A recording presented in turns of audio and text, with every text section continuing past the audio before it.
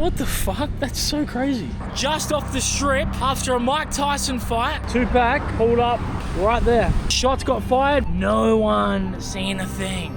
If it happened right now, there'd be 500 witnesses. The final day on Earth.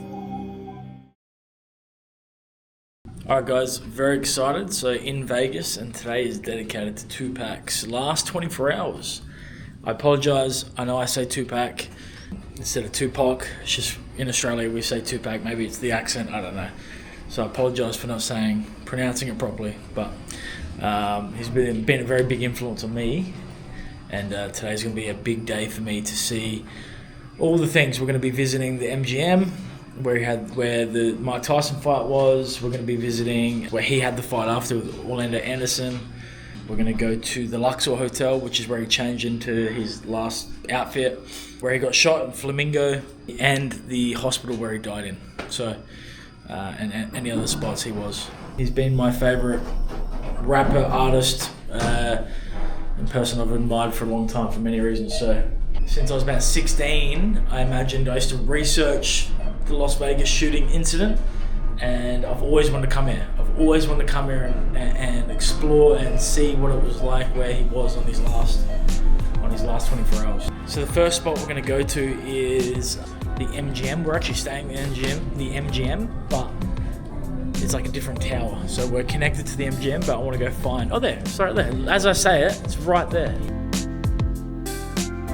The MGM is right there, as I said that. How crazy is that? So we're staying in MGM, but it's connected to that tower there. So this tunnel, I think we can get to the MGM. So the MGM is where Mike Tyson held his fight that night. He used to fight there all the time against Bruce Seldon, I think it is, on September 7th, 1996. And then we'll go find where he walked into the casino and had that fight with Orlando Anderson. And then you see him strutting out of the casino like after the fight. He's strutting out of the casino and everyone's following him.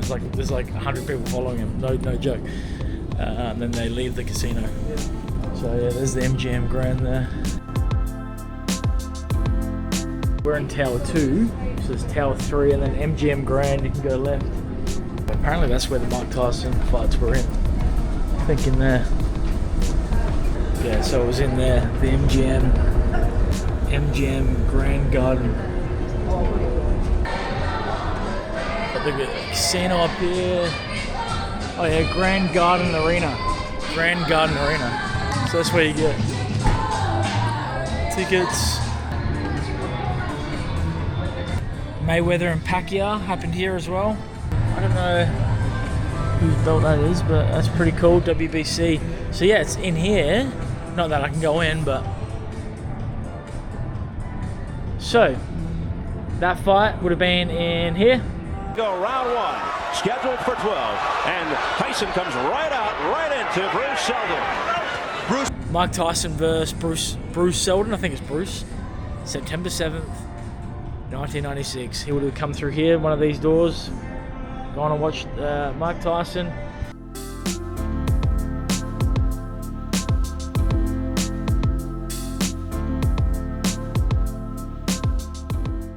And then there's footage of him leaving, like, I don't know if it was that door or one of these doors, and he's pumped up.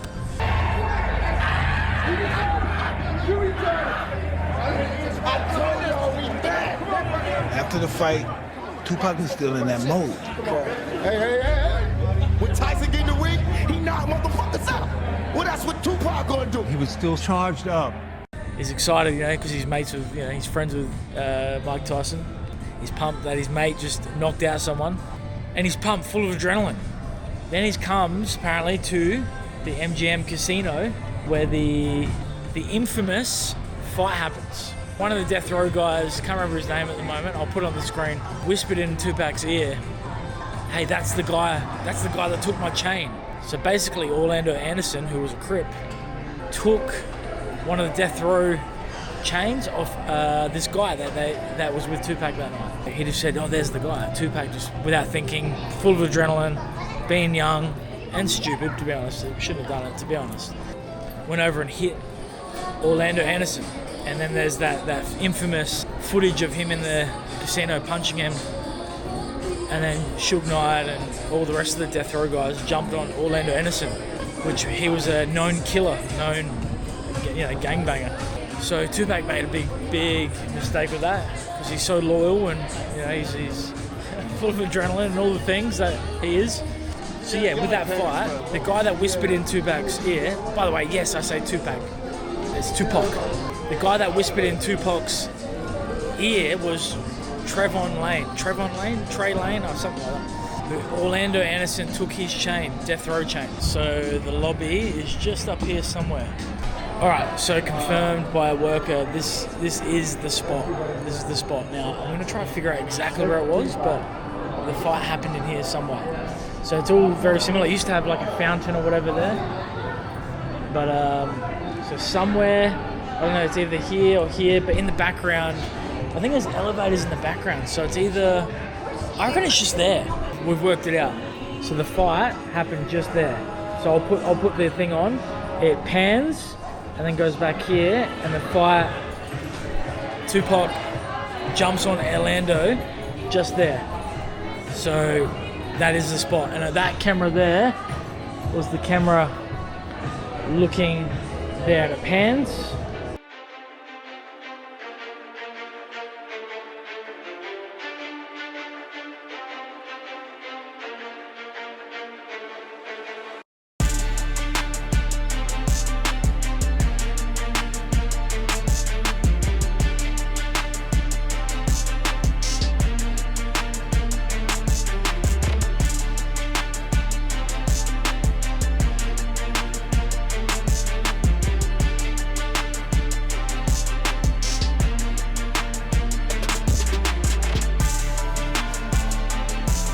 And then there's like footage of Orlando Anderson getting spoken to by the police, and then things obviously unfolded from there. And then 2.5 hours later, you know what happened. So this spot here is very significant because it changed obviously Tupac's life, Biggie as well. Like many people, got affected, died, all the things. People from that fight, a lot of things happened. Changed hip hop, changed many lives. And look, as big as a fan I am of Tupac, he did mess up, hitting a gang member. But I get it, young, full of adrenaline, and he's loyal. He's got a big heart.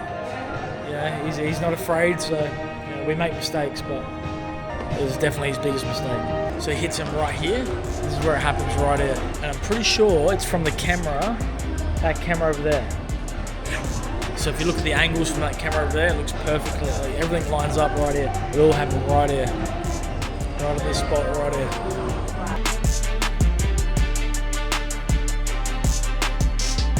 So the fight happens at 8:50 p.m. on the 7th of September. They all end up going out that door. So I'm gonna go see where they went, because it's a long video, and for what I've seen, there's an exit. He could have exited, but maybe he didn't see it, because it takes him forever to get out the casino. All right, I'm gonna retrace where he went. So it looks like he comes out here, he comes out that door, and he comes down here, and instead of turning left where there's an exit, obviously he didn't know, looks like they turn right. So they turn right up here, and that's probably why it took so long for him to get out. So if they turned left, the exit would have been just there, but he's turned right, and they're going that way. Oh, so they go down here. So they're literally going down there.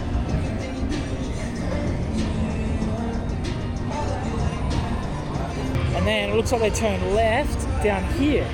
Looks like they go left down here. Yeah, because there's the tables that he walks through. They've taken the long exit. That's down there. Look at that. I think that's it. He's walking through here. So we've got the tables to the left. And so they come to this big section. I reckon it's in here. There's the exit there.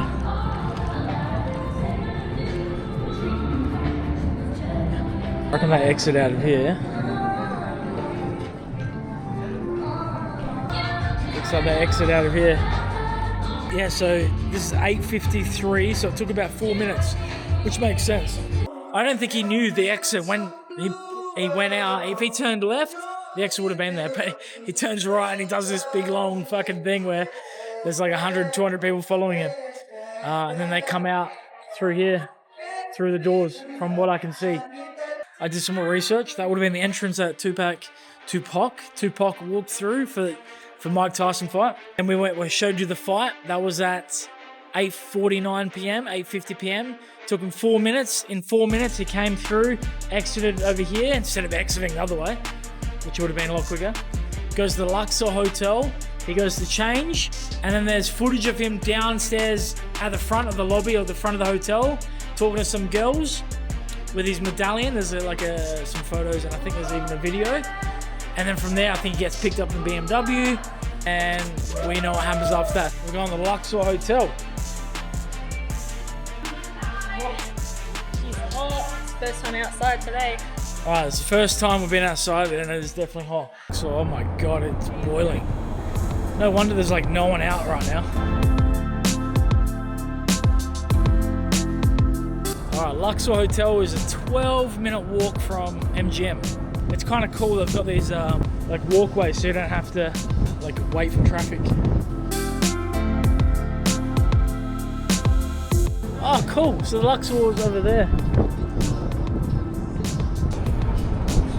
There's nothing like Las Vegas. Kadada Jones was staying at this one. He came to see her, change his clothes, and then I think there's one last, apparently you see some girls there as well. There's one last video of him in the new outfit. Yeah, and then he gets into the BMW and they're heading towards, then they head towards Club 662 to have an after party or perform or whatever. I love how they got elevators everywhere, and very cool place. Las Vegas is unreal. I've never seen anything like it. He would have just come out. He would have come out over there, crossed the street, and come to the Luxor. Would have been like 10 minutes maybe. So we've got the Luxor, which is like the Egyptian thing. I can't believe the Luxor is literally a pyramid, and there's hotel rooms in there. The Sphinx over there. That's cool. Wait, that's incredible. That's literally incredible. That's a hotel. What the fuck? That's so crazy. Alright, so I'm going to find that in a moment where he was, but I'm going to go in the lobby. So I want to check out what this is like. Luxor. And obviously Tupac was in here. Oh wow. Holy shit. So I'm just watching the last video of Tupac outside. I think it's near the ballet. So I'm gonna try to find the exact spot. But here's the video.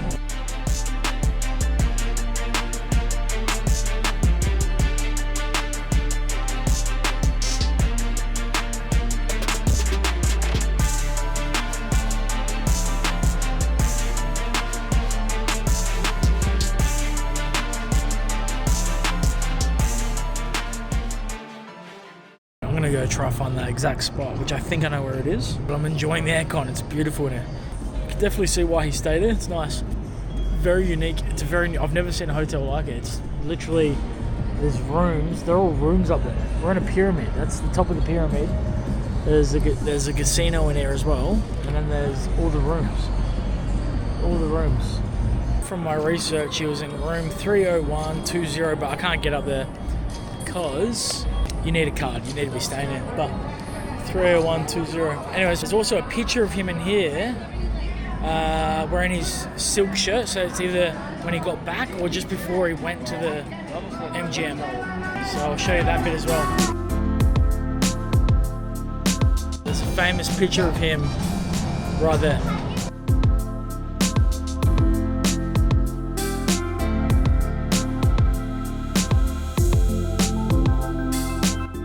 There it is. We're walking out of the Luxor. Walking out of the Luxor. I'm pretty sure from the footage, from what I can tell, he was here. He was there. Kind of looks like he's there somewhere. In the background is like the palm trees in the back. Kind of looks like it's like here somewhere. Kind of looks like there.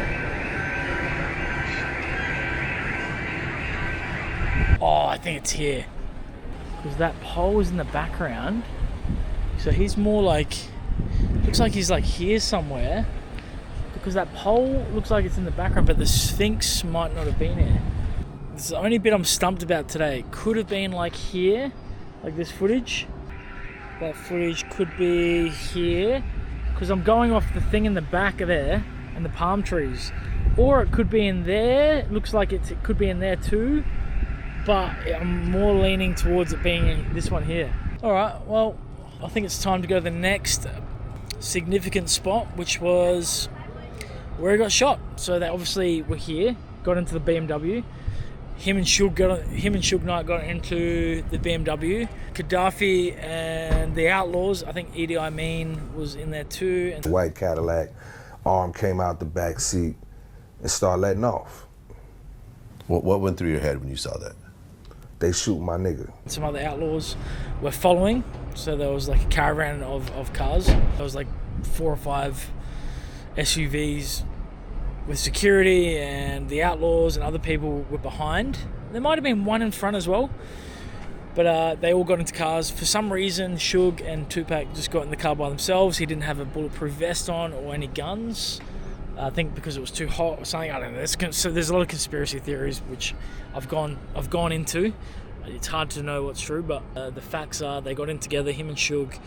They were all going to head to Club 662 to perform or have like I don't know if it was an after party or perform or whatever, because it was Suge's club.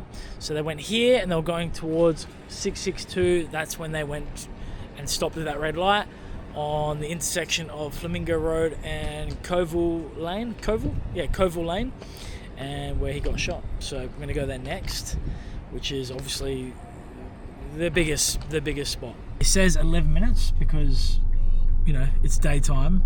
Yeah, it's Wednesday, it's daytime, it's not as busy, it's going to take 11 minutes. But that night, when they left Luxor Hotel with Suge, it would have taken a lot longer because it was Mike Tyson's fight.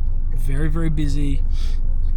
I think it would have taken 40 minutes from the time they left to the time they got shot. Could be wrong. Could be more. Could be way less. Someone might correct me, but I reckon it would have taken 30 to 40 minutes easy in peak hour Mike Tyson, Las Vegas, Saturday night, whatever it was, maybe a Friday night. Traffic. Here's Flamingo, and we're on Koval. That's Flamingo. That's the memorial. People writing that pole there. I might have wrote on there last night.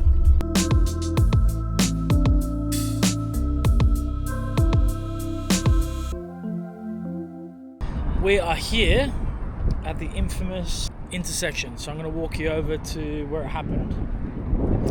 And I'm sure if you're watching this, you must be some sort of fan of Tupac or Tupac. Don't fucking come at me with the Tupac thing. Yes, I say Tupac. It's my accent. I'm Aussie. So we'll walk over here. So it was over there, over the other side, where it actually happened. So the Luxor was like over there. They came down basically one way, down here, and then stopped at that red light there. That's Koval. This is Flamingo. So Tupac pulled up right there. They came down here from the Luxor. They came down. Now, I don't know if he wasn't in this lane. It was either that car there or the car over. But I think his security pulled up in front where the Escalade is. Tupac and Suge were in that car there. Keefe D made a U-turn, came back down. Y'all on Flamingo and Koval, and y'all slowly pull up to Tupac and Suge in a black BMW. Tell me how that came about. We just took the gutter lane. Like we said, we pulled up to the stoplight, and they was making a right. It was about 17 cars. We just pulled up in the gutter lane and seen their ass. Pulled up right here, and then shots fired from this lane here. Lane starts blasting. You say Suge looks over, he sees you. Yeah. He looks right at you? Yeah, he looks at me. Okay. When he looks over at you, And then, you know, Tupac's busy getting shot. Evidently, the story is Tupac's trying to either get out of the line. back seat or something. Yeah. I'm not sure if Keefe D was in this lane or the next lane. But yeah, Tupac was the second car in with the red light. Don't mind my lollipop, by the way. They pulled up, bang, bang, bang, 14 shots or 12 shots, and I think security behind Tupac fired back a couple shots. So I think it was 14 shots in total, 2 from Tupac's entourage, and then Keefe D's entourage did 12 shots. So pretty crazy. He got hit 4 times. And you said Tupac tried to jump in the back seat. It looked like he was When y'all start shooting, he was reaching, and it looked like he was trying to jump in the back seat or something. He was like breakdancing or some shit. Shug got hit in the head, apparently pissing out blood. And that first shot, it hit Big Boy in the head. I thought he was dead. Like, damn, he dead. So they're on the way to 662 from, I think 662 is straight up as well. So it's going straight, which makes sense because Keefe D admitted that they went to Club 662 to find Tupac, and they went to Club 662 because that was Shug's nightclub, and he knew they would be there at some point. They went there, they waited, they couldn't see him. They were like, fuck this, let's go. Well, James said 10 minutes. It wasn't fucking 10 minutes. Waited up there about an hour. We got tired and went on, started, let's go get high. And they actually gave up that night. They probably wouldn't have given up, but apparently he gave up that night. He was like, we're done. And they obviously were coming back from 662 this way. And they've driven through here, and just by chance, they hear a commotion. And they look to the left, so, you know, Keefe D's somewhere along here, right? Going back to the strip. And they hear a commotion, and they see some dude hanging out of black BMW. He's hanging out the car, screaming to some chicks, because they were screaming at Tupac, like, hey, you know, like a celebrity. And they've got the music pumping as well, so they reckon they heard the music and they heard Tupac. They seen some guy out the car. How did you know Tupac and Suge was in the black BMW? He was hanging out the window. Tupac? Yeah. What was he doing? Shit, he had half his body out the window. Yeah. They pulled a Yui and pulled up here. All right, so pretty sure it was the second lane, that lane in. So it was either the Cybertruck or this Escalade would have been Tupac, and Keefe D pulled up in one of these lanes and boom, and shot him. What was Tupac and Suge's reaction when Orlando started shooting up the BMW? Oh, shit.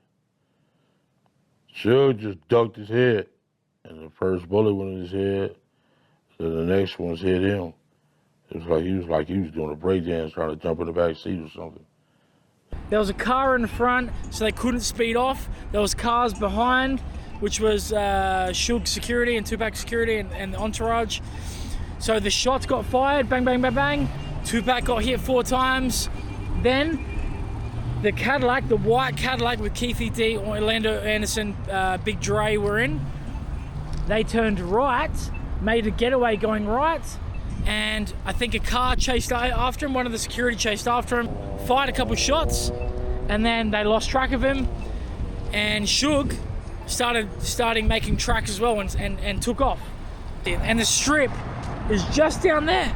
We're just off the strip. I think it was a Friday or Saturday night, just off the strip, after a Mike Tyson fight. You could imagine how fucking busy. It's busy now, really. Like, oh, okay, as I do that, it doesn't look busy. But trust me, it's busy. And the strip is really busy. Could you imagine on a Saturday night after Mike Tyson, it would be fucking packed. It would be bumper to bumper. So yeah, it's crazy. It's crazy that no one seen a thing. Isn't that nuts? No one's seen a fucking thing. I did a little thing here last night. The next one is going to be, we're going to go to the spot where the infamous photos are of the BMW with the rims all bent up in the middle of an intersection. Believe it or not, they didn't stop here. That's not the intersection. It's over here. They turn right and then right again, where actually I'm just staying in that building there. It's just next to it. So that's the infamous spot where, you know, apparently Suge must have hit a curb along the way somewhere really fast, he hit a curb going too fast, blew the tires and the rims, and then they come to a stop because apparently they were speeding, and they spun out the car in this intersection, and just it was fucked. So, and then I'll explain the story when we get to the intersection. All right, we're gonna walk from the intersection. So we're gonna turn right onto Coville Lane, and it's gonna be straight. It's gonna be straight down, and it's gonna be right on Harmon Avenue until we get to Las Vegas Boulevard, which is where Suge spun out. I was just saying, like, it's crazy that night. You know, he's hit a known gangbanger, known killer. And I get it, it would have been hot that night, but he used to wear a bulletproof vest. That night, he didn't wear the bulletproof vest. It was too hot, apparently, which I get.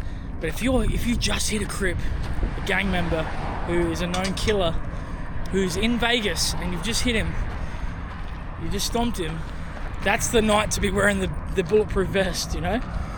That would have saved him, but yeah, it is what it is. The first responder who was on the scene first, the first cop, said Suge was pissing blood, and other people said this, like literally squirting blood from his head.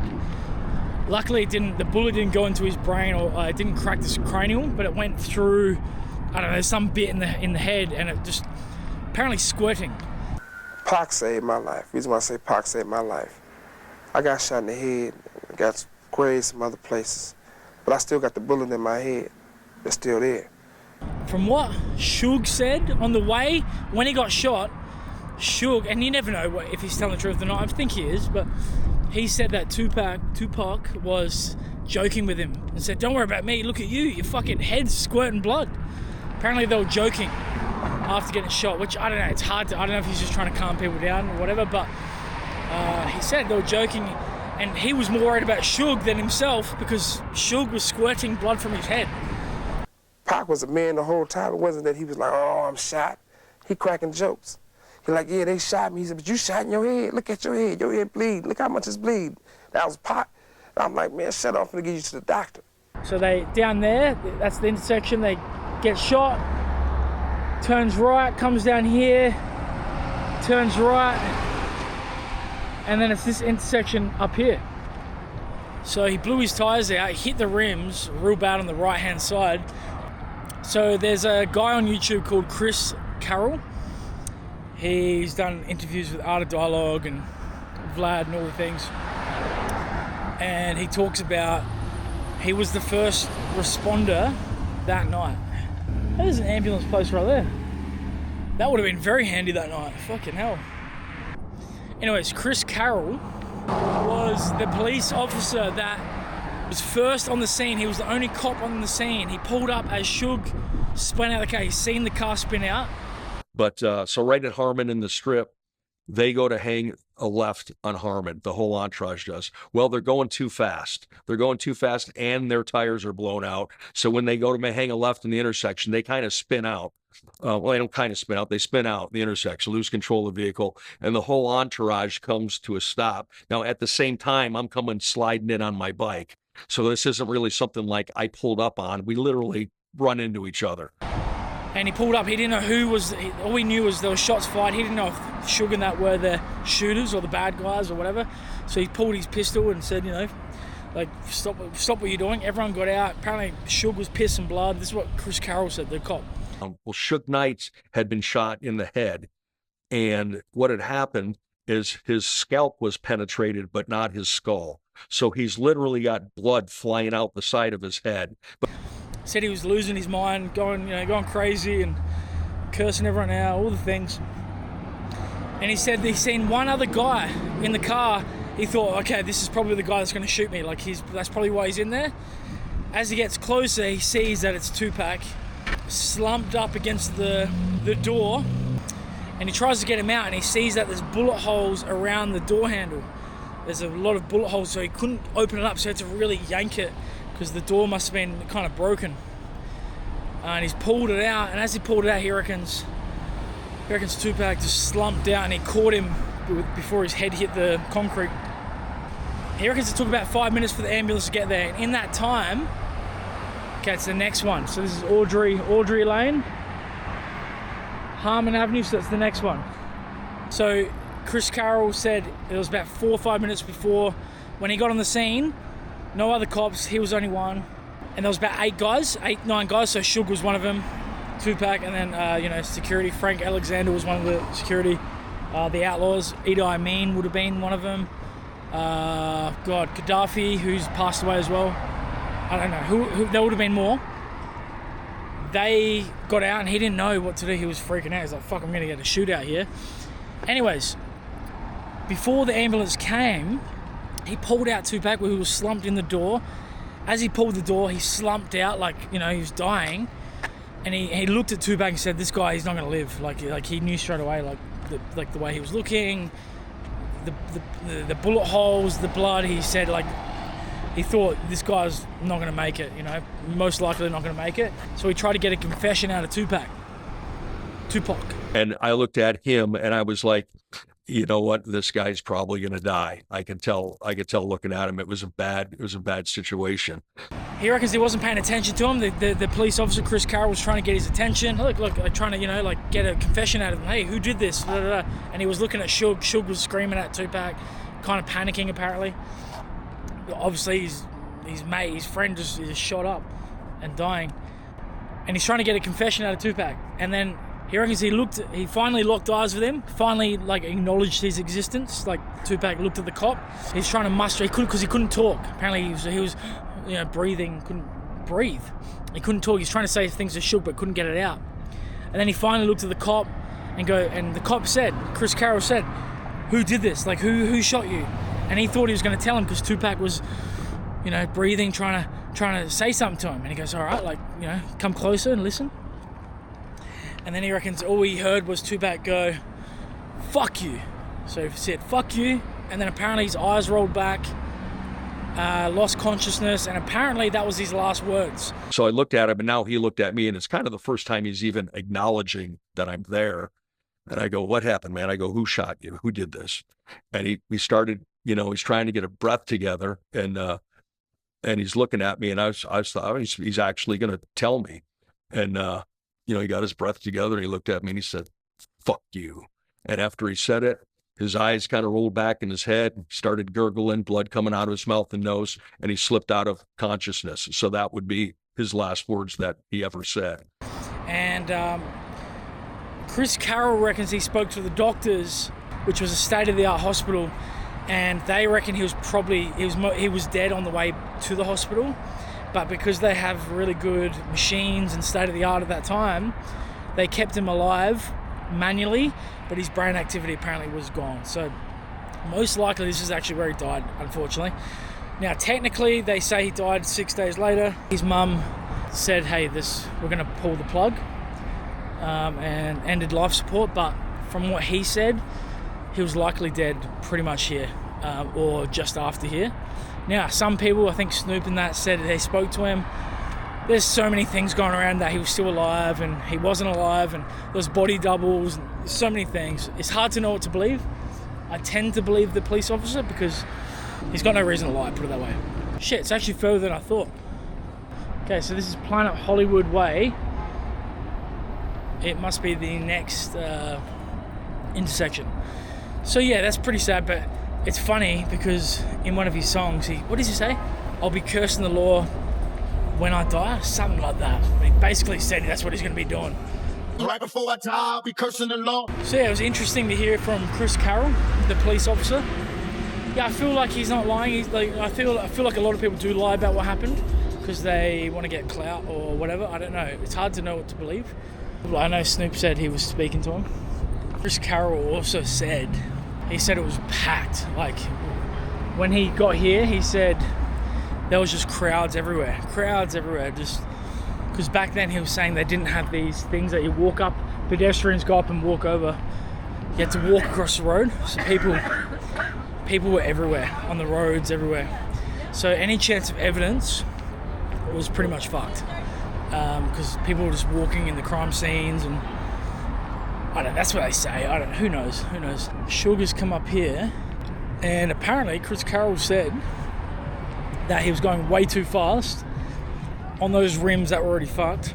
and I think he tried to turn or something, and he literally just spun out in this intersection. I've heard good things about this place, by the way. Nacho Daddy. Might have to try that out. Las Vegas Boulevard, which is a strip. Oh yeah. He literally was on the strip. Made it back to the strip. Yeah, they made it back to the strip. So this is the strip here. I might go up there, might get a better view of like the road. This was, I think, right there. So he would have come around the bend, spun out here. Chris Carroll said it was right in front of what's now the Cosmopolitan, which wasn't there back then, which is right there. It's right there. So he come through here and he spun out there. Apparently in front of the Cosmopolitan, which is that one there.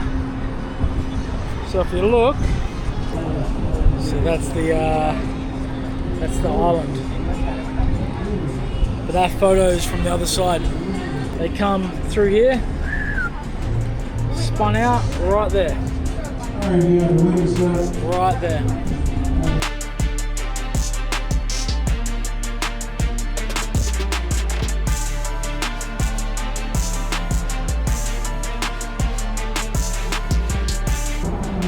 Down there.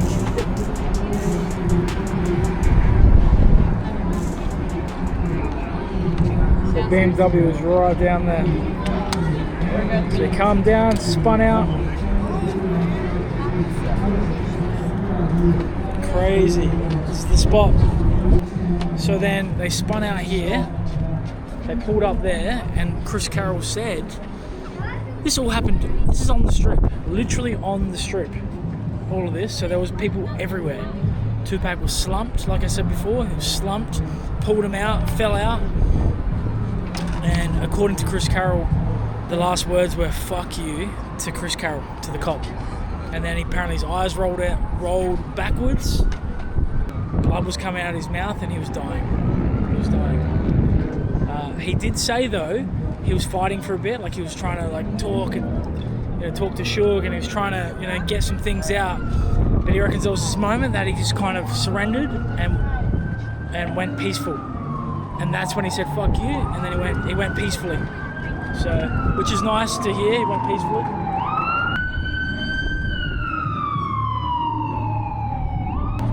Some argue, like Chris Carroll basically said, he pretty much died here. Maybe he died on the way, but he was pretty much dead. They kept him alive on the ventilators and all things, but then some people reckon he was talking in the hospital, so I'm not sure.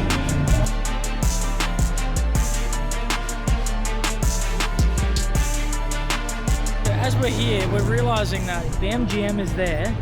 The MGM, he had the fight, all right? He went to the Luxor. He would have went from there. He would have come past here. He literally would have come past here before getting shot, because he came through here, down there, turned right, either that one or the next one, down whatever Flamingo is. So he turned right down Flamingo, and then got shot. Then they turned right, and then right again, and then ended up here. He would have come past here before he got shot. All right, pretty much the spot he died, according to Chris Carroll. But officially he died in the hospital, which we're going to go there now. We're going to get an Uber to the hospital. Apparently it's a little bit of a drive, but they went there apparently because they were saying, why didn't you go to closer hospitals? But apparently the ambulance took him to that one because that's the state of the art, because he was in a bad way. His only chance was getting, the best help. Yeah, I couldn't imagine getting shot and you're lying on the middle of the strip. It's the middle of the strip, dying. Potentially even died in front of so many people. I can't believe there's not as many eyewitnesses to it. How is there not like hundreds of eyewitnesses that have told their story? Maybe there are. I haven't found them. Like right now, if it happened right now, this is not busy for the strip. If it happened right now, there'd be 500 witnesses, 1,000 witnesses. But that night would have been packed. It would have been packed. That blows my mind. Anyways, all right, we're going to go to the hospital, get an Uber. Let's go. This will be the last and final point of his 24 hours. So we've ordered an Uber. It's 5.7 kilometers away, the hospital. So it's the University Medical Center, Trauma Center. We're just walking through the Cosmopolitan. Very nice.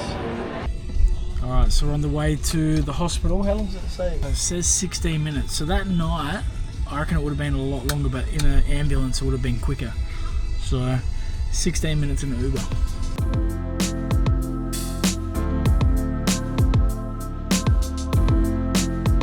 This is the University Medical Center part, and this looks like it from what I remember.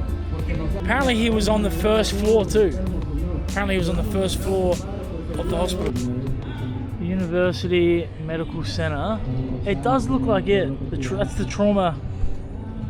Yeah, this is the 800. Yeah, I'm pretty sure this is it. Apparently he was on the first floor too. On the first floor. Yeah, it's only like 5 floors. So I seen an interview with maybe Napoleon Muta and said that they were concerned because there was no security. So when they were afraid they were going to come finish the job because there was a lot of death threats coming to the hospital, that they were going to come finish him off. And police refused to do security here, no security. And he was on the first floor, like literally like one of these, I think. It could be around the back, but he was apparently on the first floor.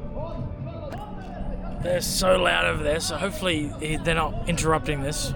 Fucking give me a headache. Anyways, yeah, so Tupac came here, got rushed here to 800 Hope Place. This is it. Now, this has now become a bit of a children's hospital or something. I don't know. But it's a very small hospital. They came here because they had the right equipment. But yeah, he was here for 6 days on life support, and then yeah, so September 13th, 1996, 4:03 p.m. Due to internal bleeding, multiple gunshot wounds, they pulled the plug. His mum decided to let him go. Like I said, apparently he was already passed away on the way here from Chris Carroll. He heard from the people here, but other people say he was still breathing, but barely. He was dying, but they put him on life support. And his mum decided after 6 days like that she doesn't want him to keep going through this. And even if he come back, he was missing a pinky. He would have been, he lost a lung. He had 3 heart attacks or something, or cardiac arrest. The doctor came out and said that Tupac had stopped breathing 3 times, and they had revived him 3 times. And that every time they revived him, he just went back. And I asked them to leave him alone and to let him go. He died a couple of times, apparently like full flatlined it. So he was fighting, apparently from what they were saying. But his mum said, nah, it's time for him to be free, which is really sad. So this was his final resting place.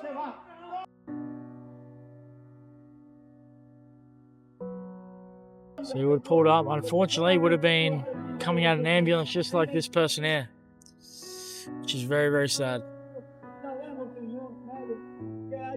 Poor bugger. Hopefully he's alright, that guy. Had blood on his head, I think. But yeah, Tupac would have pulled up in an ambulance like that, gone in. First floor is either literally, there's only a few rooms here or in the back. So it was the first floor. 6 days later, pronounced dead.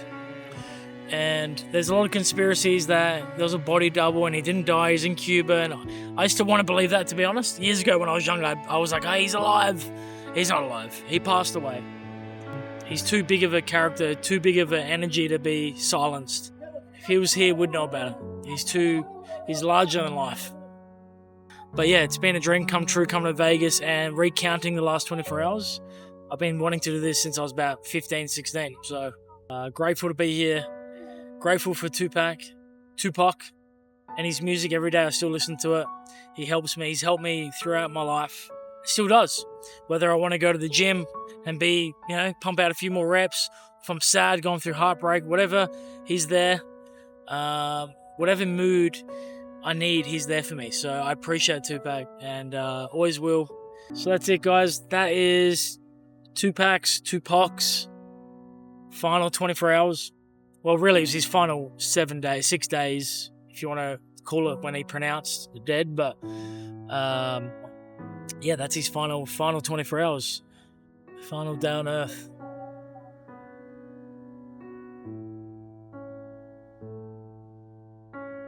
I really felt it was important for Tupac, who fought so hard to have a free spirit. I felt it was important for his spirit to be allowed to be free, you know? And so I rejoiced with him and with the release of his spirit. I rejoiced then and I rejoice now when I'm not crying.